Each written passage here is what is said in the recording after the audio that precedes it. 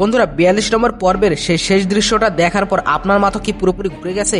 মিরাজ আর অনন্যার গল্প যেখানে এসে থমকে দাঁড়ালো, তারপর 43 নম্বর পর্বে এমন কি ঘটতে চলেছে যা প্র্যাঙ্কিং এর ইতিহাসের আগে কখনো ঘটেনি। হ্যাঁ, 43 নম্বর পর্বের রিলিজ ডেট আর ভেতরে এক চমক টুইস্ট নিয়ে আজকে এই ভিডিওটি জানা দেখলে আপনি বড্ড মিস করবেন। আমরা দেখেছি কিভাবে গরিব ঘরের রাজপুত্র গল্পে প্রতিটা পদে পদে ইমোশন আর ড্রামা আমাদের আটকে রেখেছে, কিন্তু 43 নম্বর পর্বে মিরাজের সামনে আসতে চলেছে জীবনের সব থেকে বড় পরীক্ষা।